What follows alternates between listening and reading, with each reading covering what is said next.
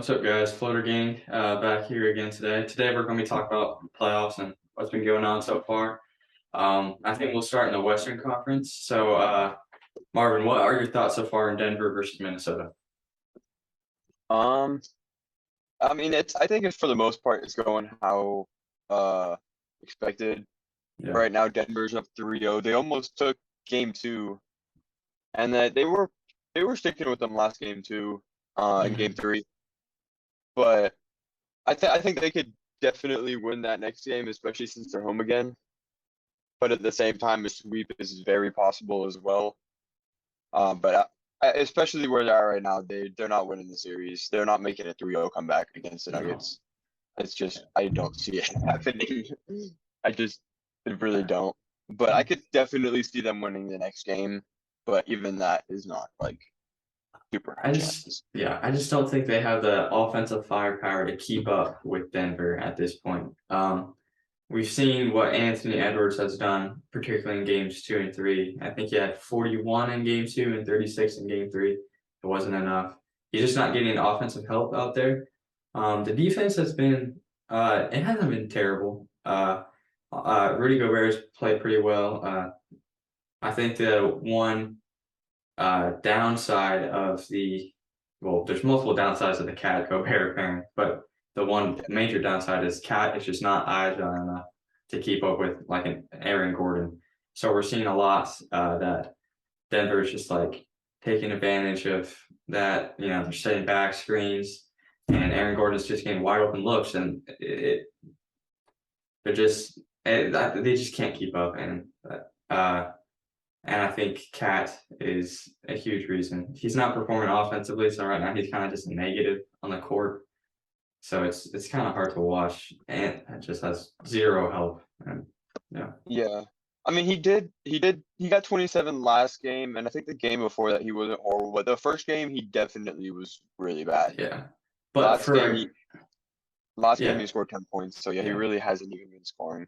yeah, yeah, and for a guy has that struggles defensively, the main mark, the main way he makes his mark on the game is offensively. When he's not doing that, and he hasn't been doing it amazingly this series, and not to the level you would hope. It's just, yeah, you just can't win that way. No, Um, it's gonna be hard to win when one of your second best offensive player on your team isn't doing offense. yeah, It just yeah, makes it a lot harder than it needs to be. for sure. But let's go to the Denver side of things because playoff Murray's back. Oh, Well, there was he's one game he had 40, but I mean, we're seeing him perform kind of the way he did in the bubble, and he has the same aggressiveness. He's making the same type of shots.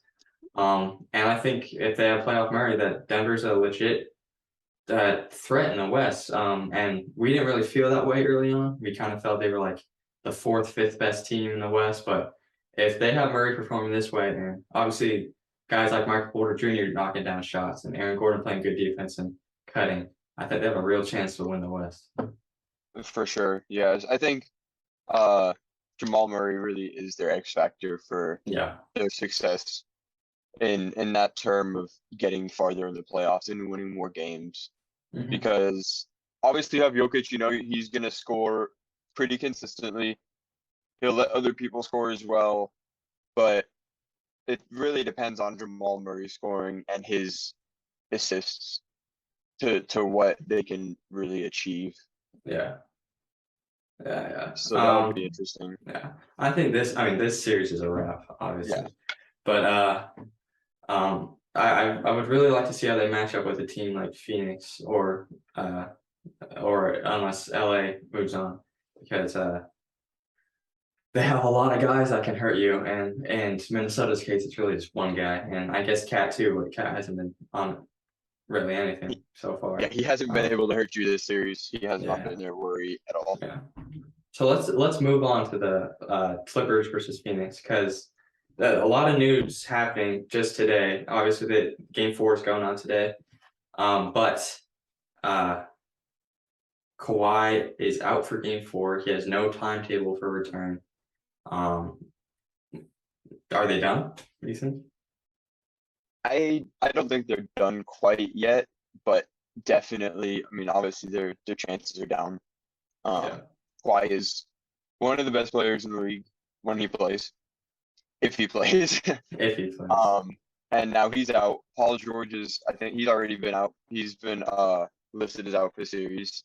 Yeah, So they you either have Norman Powell, Russell Westbrook scoring 30 plus a night, plus obviously some other guys getting points, and they're gonna they're gonna have to lock down Booker too. I mean, he's been scoring literally more points as the series goes on. yeah, He has scored more points in every game, and his last one was 42, I think. 45. So 45 even Yeah, exactly. So there's if they can't stop him from scoring 30 or 40 points, that's going to be a big issue too.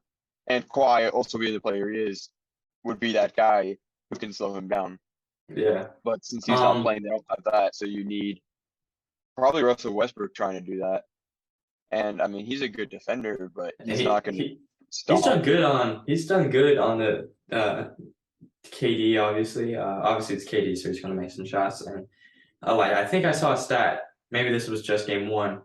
They shot like 14% when Russ was the main defender, which is incredible. Obviously, that is going to go up because they're tough shot makers, but I think you need guys to help Russ out on the defensive end because I'm not seeing a whole lot of Exactly. defensive intensity from anyone else. Um, Also, offensive intensity. Russ has been absolutely fantastic this series. Obviously, for if you told me Russ was going to be averaging 20 plus points in this series, I would have thought the Clippers would be dominating. But and if you told me Norman Powell was going to score 42 points, I would have thought, yeah, the Clippers got that in the bag. That's what worries me.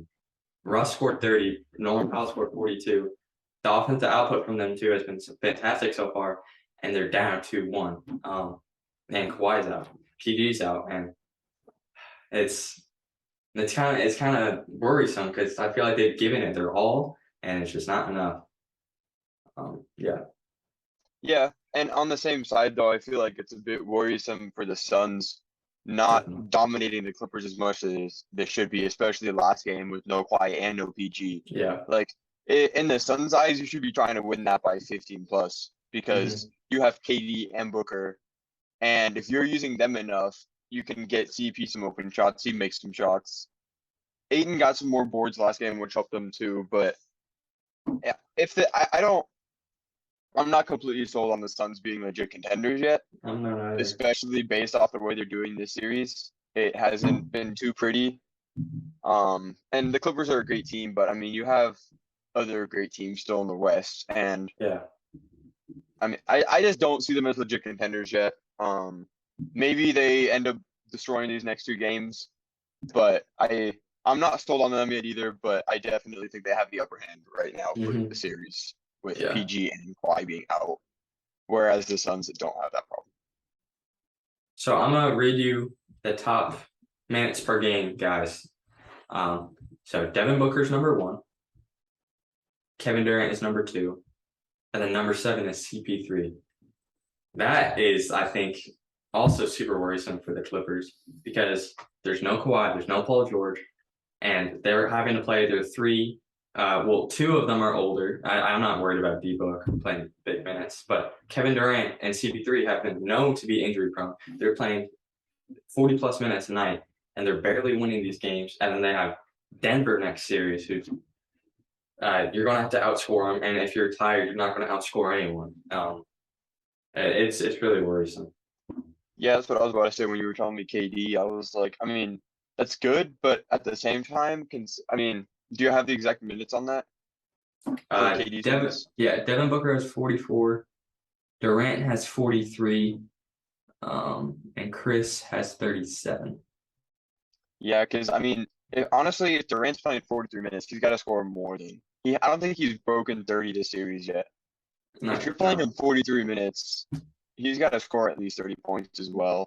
yeah, And like you said, he's going to be tired and he's a bit injury prone too. So that could be scary for the Suns and good for the Clippers. If obviously I'm not praying for this to happen, but he does have a high probability with these minutes to get injured. yeah. So that could hurt the Suns badly as well. Yeah. Well, so is this also kind of happening in the East with Cleveland? But I think we underestimated how essential depth is in this series, or in the playoffs in general. I mean, the Suns are like really relying on Torrey Craig to give them quality minutes, and Torrey Craig's a good player, but he shouldn't be your fifth best player. Um, and the drop off between 5 and 6 is just so exponential. Obviously, they're missing campaign, which really hurts, but um, they need to get some more production from the bench, and I don't think that's possible. So I just don't see them winning it this year. Yeah, and even their fourth best player, who I would say is Aiton, isn't super reliable either. No, I'm just about done with DeAndre Ayton on the Suns. No, I mean he's honestly he He's had a incredible. good playoff series or run. I think it was 2 years ago. He had a pretty good Yeah. playoff run, but that was kind of it. Yeah, otherwise he hasn't really shown much. And then once he faced a dominant big in those playoffs, in Giannis, he was nowhere to be seen. And Yeah, I mean that we're kind of he's playing so soft. Russell Westbrook's not rebounding him. He's yeah. boxing him out. That should not be happening. He has the weakest take. Like he has the weakest takes. He doesn't dunk the ball. He has these little push shots, and drives me crazy. He doesn't get that many rebounds. No, He's he's not not doing doing much anything. out there. He's Yeah, really not. exactly. Yeah. Um, I mean, I feel like both teams kind of have interesting centers. yeah. I think Zubats is definitely more proven as a rebounder. So at least Mhm. you can rely on him on that for the most part, even though he hasn't been too great at that either. So they both definitely have interesting just centers, period, but luckily it doesn't hurt either team too much because they're both kind of like inconsistent, kind of unreliant, Yeah. but that could hurt both teams going on, especially I mean they're gonna play the Nuggets next round and they have top two center in the league. Yeah. So that could hurt them badly.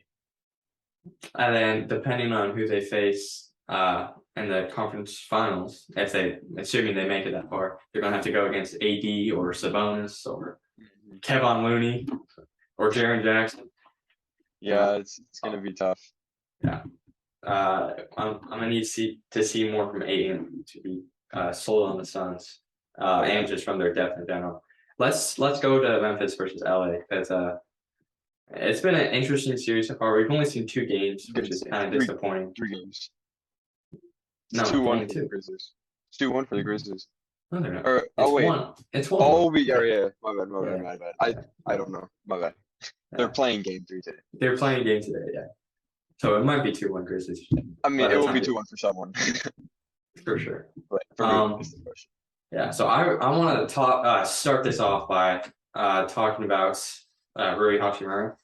I mean, he's kind of gone under the radar. He had a great game 1, but he's been a really consistent source of offense off the bench, and that's what all contending teams need. And a lot of people like after that game 2 were kind of like done with the Lakers. Oh, they down John Morant. I mean, the Grizzlies throughout the years have been very good without John Morant. I think I'm more sold on the Lakers now than ever because of what Rui Hachimura has shown us, because of what Austin Reeves has shown us. AD obviously he played like weak sauce in game 2, but if he continues to take more shots, he has to take at least 20 a night. He has to get to the free throw line, get some boards, and if he does that, which I believe he will, I could really see this Lakers team making a push. Yeah, and that was part of the thing I was worried about with the Lakers going into the playoffs is I knew Rui had the talent to score, but since he was on the Lakers at the end of the regular season, he did not like I mean it's almost like he forgot how to score. Like Yeah, I would watch him and I'm like, I know you can make that shot. Like why aren't you making that shot and stuff, right? But now in the playoffs he's like, I just was playing around in the regular season. Now I'm like, I can score. yeah, So that was definitely a good plus for them too, because I already thought they had a pretty good chance before that. And now if you have Rui doing this too, that can be great, especially because I mean they've won 1 game, and honestly, AD on the offensive side of the game hasn't been too great this series. He really, I think he got like 20 and 14 or something like that, if even. His defense has been phenomenal, but his Yeah, I mean, offense has not been there at all, yeah, and that's yeah, worse. for sure. And a lot of also, I want to talk about Dylan Brooks, just his antics. Uh, he said he doesn't respect LeBron because Anthony dropped 40 on him. Um, and so a lot of people are like clamoring for LeBron to really ooh, sorry. I have the Nets game going on in the background. There's a scary trailer going on. Sorry. But uh, yeah, Dylan Brooks has been really just crazy. I mean, I've never seen something like this from a role player. He's disrespecting probably one of the greatest players of all time, or definitely one of the greatest players of all time. Um, what are your thoughts on that? So, Um, I mean, Dylan Brooks just likes chirping. Um, so I'm not too surprised he decided to chirp on that. I mean, he wants to. He obviously wants to try to get into LeBron's head, the Lakers' head, right? Too. So he's just trying to do whatever he can. He's trying to be himself. I mean, he's being himself. And I mean, especially with LeBron James, I don't think it's gonna work. I mean, he mhm. just does what he does regardless. Um, So what version of LeBron do you think they need to win this series? Do you think they should? Because LeBron's been pretty passive over the first couple games. He shot it kind of efficiently, which obviously is not a surprise, but uh, he hasn't been very aggressive trying to score. So, do you think he needs to start scoring more for them to win the series, or do you think his offensive output is fine right now? I think right now, I mean, he's been doing pretty good on offense. I think he scored 28 in like both games, somewhere around there. So I mean, he's doing pretty good on offense. I don't think he necessarily needs to, and I do think that if he does need to get six more points in one game or something like that, I mean, he's smart enough in the game to know when he needs to take over too, for the most part, or like try to take over. So I'm not Mhm. too worried about that because I trust his IQ for the most part for him to know what the best move is in a play and the going throughout the game. So I'm not too worried about that. I think just trust LeBron in what he's doing, and Yeah, you can get very far with that.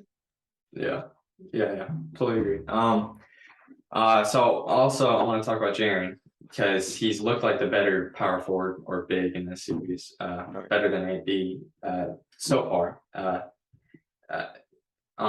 his I have not been sold on Jaren my entire his this year really because he fouled so much. He was kind of inefficient from three, and I just didn't think he was anything special. I didn't think he deserved to be an All Star. But watching him in these past couple weeks, and particularly his last two games, I mean, he's barely fouled. I think he had two in game two, which is really, really good, especially because he's guarding AD, LeBron, guys like that.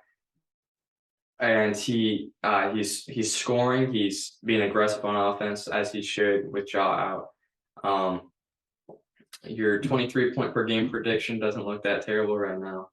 Uh, so good call by you. But yeah, I've just been really impressed with Jaren so far. And if he keeps playing like this, I think they could actually win the series, regardless of all the praise I've given the Lakers so far. I really do think Jaren has been good enough to carry the Grizzlies past the Lakers. Yeah, Yeah, so the stat on the fouls too is he's gotten 3 fouls both games, which is not worrisome at all no, because he has 3 fouls to give till he fouls out. He's halfway there. So you could almost even ask him to play more aggressive, but I don't even think that's needed right now. no. Um, and I honestly think this series could very likely have the conference final winner. Like the Yeah. winner of this game can go on to win the conference or the series. Mhm. Which is kind of unfortunate because one of them has to get eliminated in the first round. And like I said, I think these are probably the at least two of like the top three teams in the West, as of going the farthest. Mhm. Um, So that's kind of sad, but enjoy this. For me, I'm just gonna enjoy the series right now, and then see what happens at the end of the series and who comes out. But that's one unfortunate thing. I feel like it'd be even more interesting if it was like conference finals game, and it's going to the finals instead of just like, oh yeah, we're going to the next like second round. But yeah, I'm just gonna. I mean, I think totally the chances for a game seven to me are super high, and I think it's gonna be a really interesting series throughout. for sure. And then especially with Ja, I mean, even right, like we said, and like the Grizzlies have proven, they don't need Ja. But Ja's a fun player to watch. He's a great player for sure too. Like it's just gonna be a great series, obviously, unless LeBron and AD decide to sit 1 or 2 games, and that could hurt them really badly. I'll be so freaking pissed if they decide to sit a couple of games. Or Um, I'll just be really sad if a Kawhi thing happens with one or both of them too, to where it's like, oh, why is he sitting 1 game? And it's like, oh, he's actually out without us knowing when he's gonna come back. yeah. Um, yeah, man, the Kawhi situation really hurts my soul. But let's move on to Sacramento versus Golden State. This, I think, in my opinion, has been the most fun series so far. Game one was absurdly fun. De'Aaron They're all Fox, fun yeah, for the yeah, most but part. game one was like it's playoff time, baby. That was like the moments that we were Yeah, like, yes, this is gonna be the series. De'Aaron has been fantastic. I mean, he wasn't bad in game three by any means, but game one and two, he was just really, really good. Sabonis has kind of been a liability out there. Obviously, the whole Draymond situation happened. I don't know if we need to touch too much on that. I think enough people have talked about that. But yeah, to speak on De'Aaron Fox, I think what he's shown in this series has cemented him amongst the top point guards in the NBA. He cemented himself with the Ja Morants, with the uh, in that echelon of player, and um, yeah, I think behind them, I think the Kings are going to end up winning this series unless the Warriors wake up. I mean, neither team has shot the three well, which is kind of true. plays to Sacramento's advantage because I think they're better inside scorers. But obviously, when you have Steph Curry in your team, uh, Klay Thompson, Klay Thompson, Jordan Poole, yeah, I mean, he has been Wiggins, terrible. yeah, But yeah, Wiggins, even Dante DiVincenzo shot the three well yeah. this year. Um, but unless if the teams keep shooting the three like this, I think all the advantage goes to Sacramento. Yeah, I think. I mean, at the end of the day, it really comes down to can Golden State win on the road Yeah, because their road record has been horrendous. They only have 3 games at home, so they can win those. Even, I mean, it doesn't matter how much they win those by, right? If they win those, but they can't manage to win a game on the road, they're not winning the series. mhm. And then also, I do want to touch base on the Draymond thing real quick. I agree we don't need to talk about that too much, but I do just want to say one thing. Yeah, I think Sabonis got out too clean out of that whole situation. yeah, I would agree. I don't know. I don't think either deserved a suspension necessarily, especially if you're not going to suspend Joel Embiid for kicking Nick Claxton. True. But Or even kick him out of the game. They didn't even kick him out of the game. yeah, He played the rest of the that game. was ridiculous. But Yeah. um, uh, yeah, Sabonis should have been for sure punished. I mean, I think a fine would have done. I don't know. I don't I, I I think don't at the think a time, suspension, yeah. I don't think a no, suspension would have been correct, but I just think he like I mean nobody even really talked about what he did or anything because I mean first off he did kind of grab his ankle, right? But even the whole series, I mean Draymond and Sabonis have been kind of chippy the whole time anyways. And he literally just like, yeah, no, he didn't do anything wrong. And it was all on Draymond. Because I mean he's the player he is, so he has that rep too, right? But like Sabonis got out too clean, in my opinion. I think he deserves some kind of punishment. I don't think a suspension is fine, but I think at least a fine or something. yeah, But yeah, I but just or even talk because nobody, literally, I haven't heard anybody say anything about like, yeah, Sabonis wasn't in the right either. You know? yeah, but then again, if Sabonis just grabbed his foot and Draymond just like stepped over him, no one would have a problem with any of this. And that's been going on a lot. Uh, these players have kind of been chippy the whole time and finally boiled over for Draymond, and James Harden just made someone fall. That's crazy. But I think obviously Draymond should not have responded the way he did. Uh, and I think because he did, that's where we have a problem with Sabonis. But yeah, if you're going to punish Draymond, you got to punish Sabonis to some degree, not to the same Yeah, degree, but to some degree. yeah, Um, yeah. But anyway, I just wanted to say that. But and then to Aaron Fox, you were saying he didn't have too great of a game three. I actually want to say he still had a great game three. He scored 26 points, but he also got 9 rebounds, 9 assists, and 2 steals. So I think that's yeah, still a great game, honestly. I mean, maybe yeah, he because didn't score 30 plus, but he had a great game. I just don't feel like his impact was felt uh, Yeah, as substantially. And that's partly because the Warriors kind of just ran them out of the gym. They just outscored them. The Kings struggled to make threes. They struggled to make baskets in general. Sabonis, um, it kind of struggles to finish around the basket, which is kind of worrisome. I mean, the Warriors are kind of doing the same thing they did with Jokic last year, just being super physical, making Sabonis beat them with his scoring, and he hasn't been able to do that. So that's yeah. interesting. Well, because part of Sabonis's problem is he won't go non-dominant. He will only go left. Yeah, He won't attack the rim at the right side.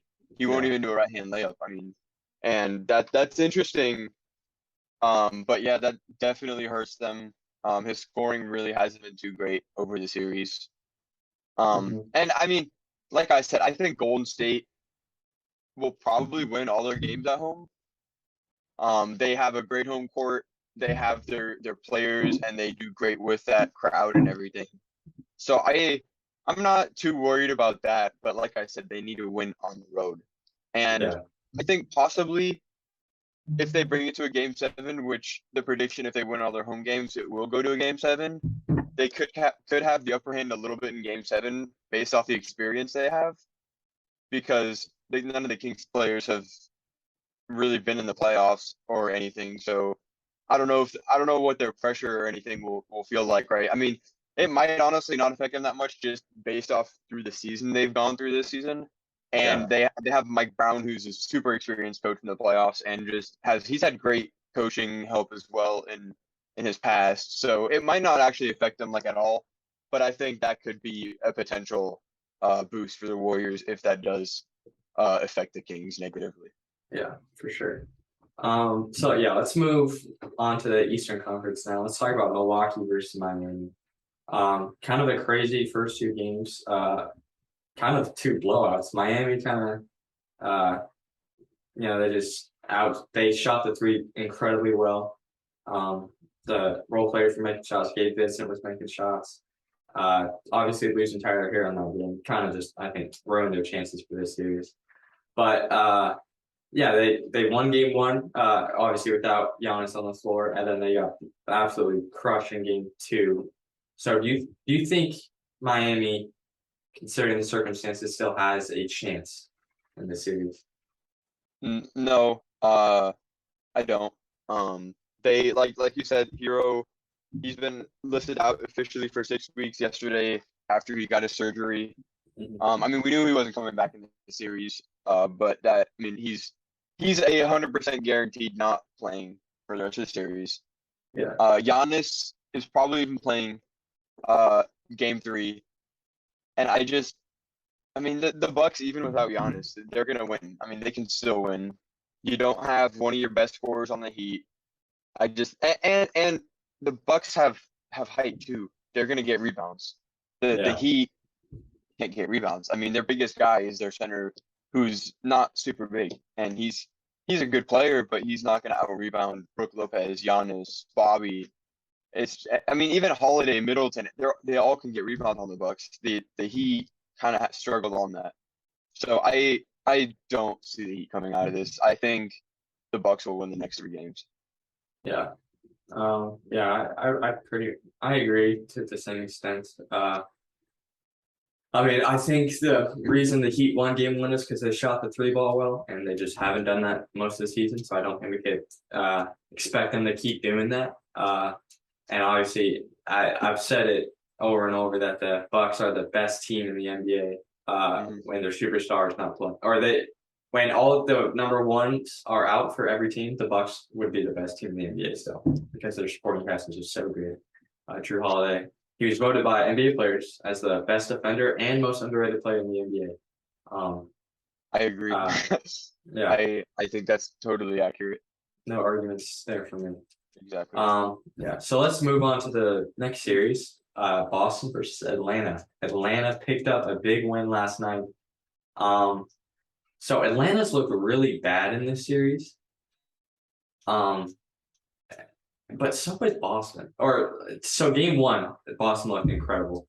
They almost blew that lead and that Yeah, I massive was lead in about to game one. say, not even the whole game, just the first half, they looked incredible. Second Yeah. half, they started kind of breaking down. I mean, they probably weren't trying as hard either, but it got a bit scary there Yeah. as That the kind of Hawks kind of happened. came back a little bit. It kind of happened both games. Boston had a bigger lead, and then Atlanta kind of chipped away at it.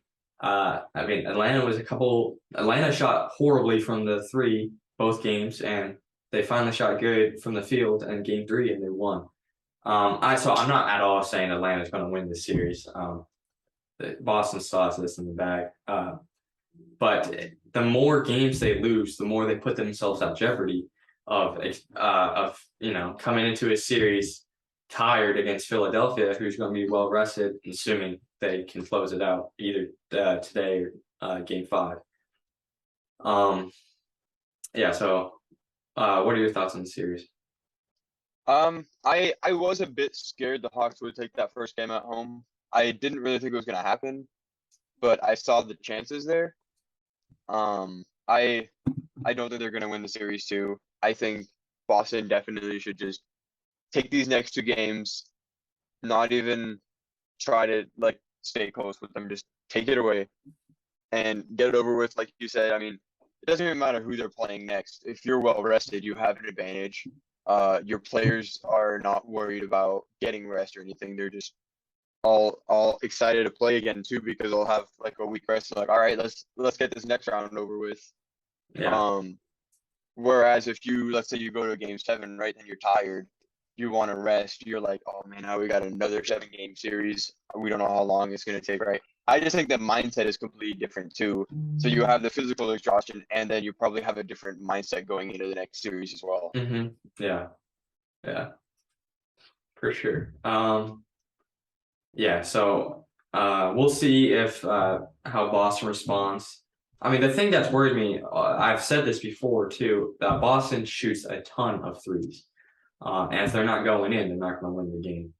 And that's going to happen in the playoffs, especially against teams that defend the three ball well, like Milwaukee. They're great at defending the three. And some nights they're going to fall, and that's when they look like how they did that one game against Milwaukee when they won by 40. And some games they're not, and that's what happens and that's what's going to happen when you play, like when they played Oklahoma City and lost by 40 without Shea, you know. Yeah.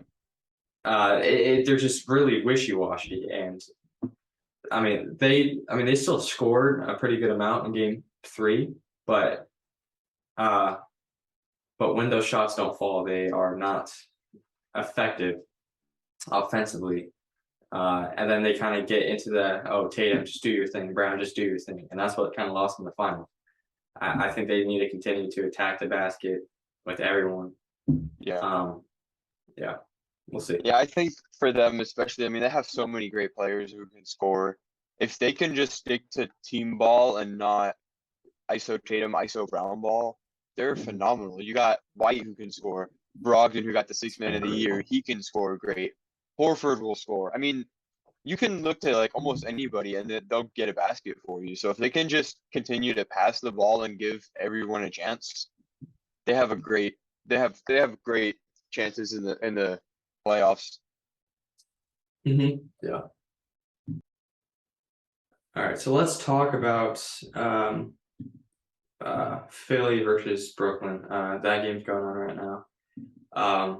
So just a couple notes I wrote down is just how much money Cam Johnson, excuse me, has made himself this offseason. He's a restricted free agent, but he's been absolutely fantastic in these playoffs. He's I think he's scoring around 20 a game. His shooting has been on par. His defense has been good. Um, I think it's a necessity for Brooklyn to keep him. But at the end of the day, they just don't have enough firepower to keep up with the Sixers. Yeah. Um, yeah, I mean that's interesting. I mean the Nets might win one, and that might be today, but series might Mhm. be over. Yeah. Um, I like the way they're looking though, and potential wise, they might obviously have to still do a few more moves. But overall, I like what they have. Yeah. Um, they just don't have enough firepower yet. They're also younger too though, so I wouldn't stress too much about like, making sure we have that contender team next year. Um, Amazing team. Like I said, young. They just need to get some. Dinwiddie needs to learn to pass it more sometimes. I know he's a big passer anyways, but sometimes like last game in the crunch, he should have passed it a little bit more, but instead he wanted to take that last shot, so he kept taking a few bad shots that he probably didn't need to force. And he should have just done his thing with passing in Yeah. those moments. Yeah. I And then said, Mikal Bridges too. He hasn't been too his he's been scoring, but his efficiency and percentage hasn't been too great. So yeah. he'll need to fix that a little bit as well. Yeah. But that's kind of expected as his first playoff series being the number one option. Usually players struggle in that situation. I'm not too worried about it, but I've said this a couple times that the Nets are like one elite scorer and a good point guard away from being a real threat out in the East. And you saw Dame and Mikal were partying together. Oh, Hey, yeah, that could be an interesting option. I mean, obviously Dame has to true. request out, but that guy not necessarily a Dame's caliber, but if they get a guy that could be a scorer and a facilitator, I think they could be really a threat. But not yet, obviously. But I want to talk about Embiid because he hasn't been great this series. Kind of inefficient, kind of flopping around, and I mean, it's kind of and he's out again. It's not. It's just been kind of disappointing because all season long he's looked really good, and it just kind of looks like he's tired. You know. Yeah, for sure. It definitely does, especially last game. I don't know if everyone's seen it, but there's a pretty funny clip, honest in my opinion, about where it just all in that game two, or game three, where he looked like he was just flopping. He couldn't stay on his feet because he was so tired, or whether it was tiredness or just him flopping to try to get fouls or whatever it was. It didn't Yeah. look good, and it definitely doesn't look good for the NBA if that ends up being the MVP and that's what he's doing. It Yeah. just wouldn't look too great. Um, but yeah, he's been really good on boards too. But overall he's not been it, especially in the playoffs. He really has not. He's been a completely different person. I feel like honestly. Yeah. I mean he has his flops in the season too, but especially that last game. I mean that was absurd. Like you said, he's not scoring well. He's not scoring in bunches. He's really just does not look good out there right now. Yeah. I mean, the Nets are kind of double teaming him and stuff, which was kind of expected, but they haven't. I mean, Embiid has to be this be scoring threat to take them where they want to go, which is to win the championship, and he just doesn't look like he can do that. Yeah. Yeah, and I mean even Harden, honestly, I mean he hasn't looked too good either. I mean they still won obviously, and Maxey he had a really good game 2 and 3.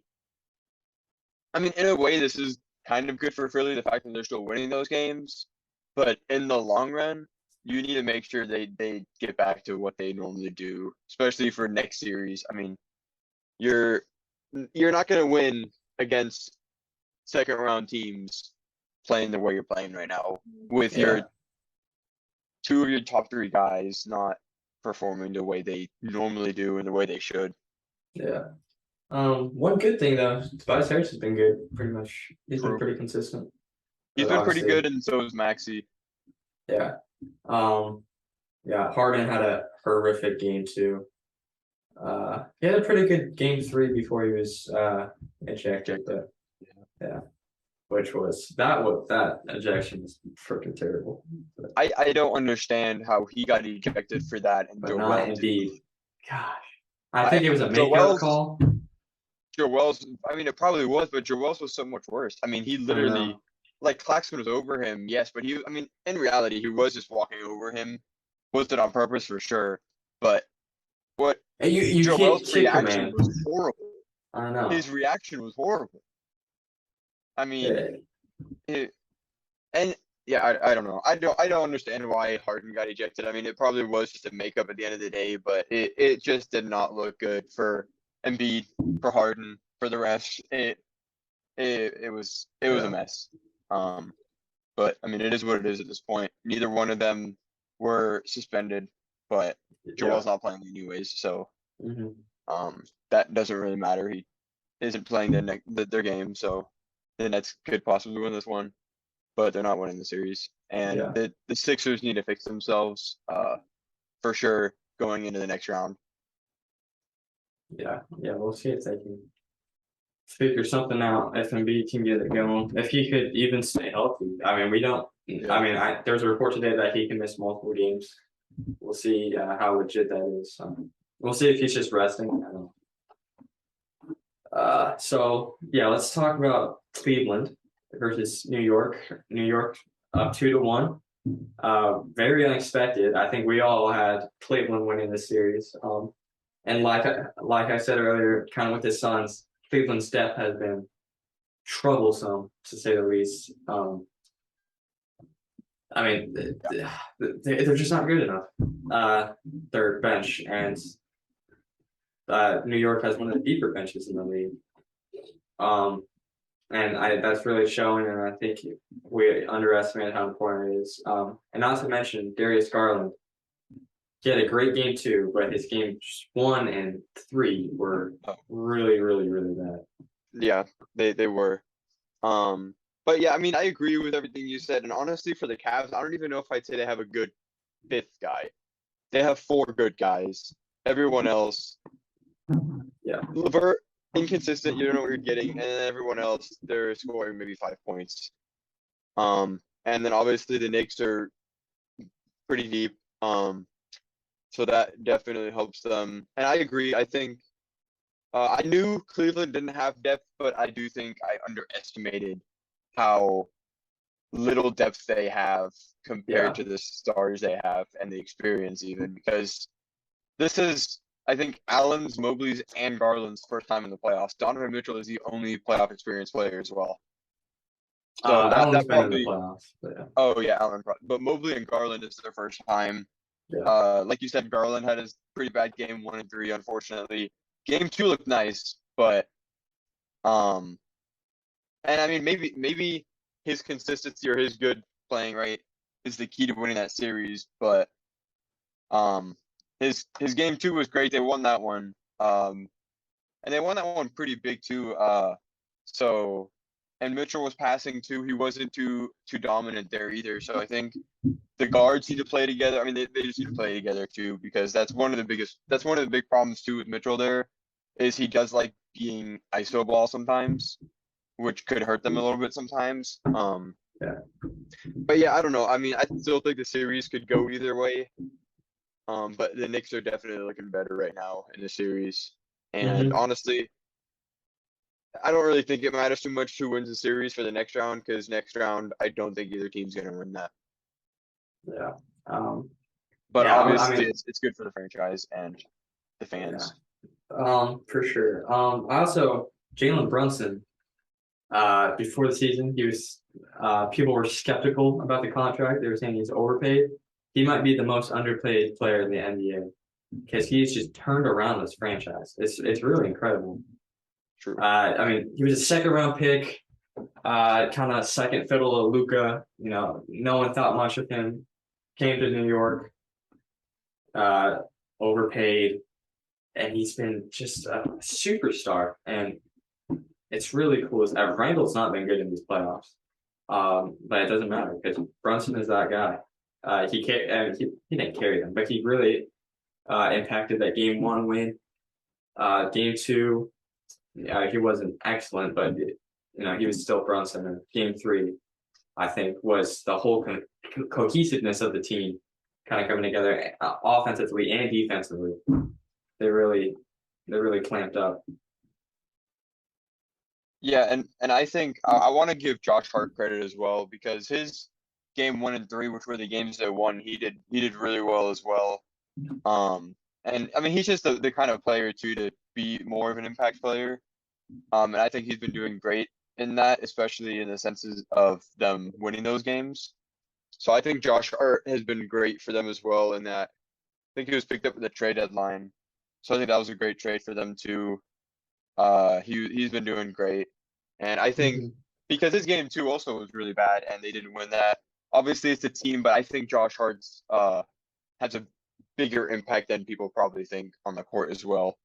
For sure. Um, And so and I he's just the want to, type he's the type of player that franchises need in order to compete for the championship. Every championship winning team has that kind of role player that can affect the game in a different way than mhm. the starters provide. And Josh Hart's definitely one of those guys. PJ Tucker's another example of one of those guys.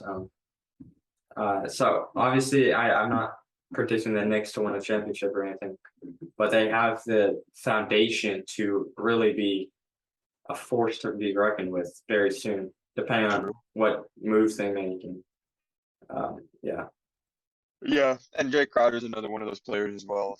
oh He's yeah, on the Bucks now, and I think they already had a great chance before him, but them the getting him Bucks, helps too. the Bucks have like 3 or 4 of those guys on them. That's true. That's true. They've got plenty of those guys, and that's part of Yeah. the reason why they're good too, is because they have those good role players who can step up Hmm. and impact the game differently. Yeah. Yeah. For sure. All right. Well, that'll be all for today. Thank you guys for watching. Remember to like, subscribe, follow our Instagram. We post pretty frequently. Yeah, we'll see y'all later.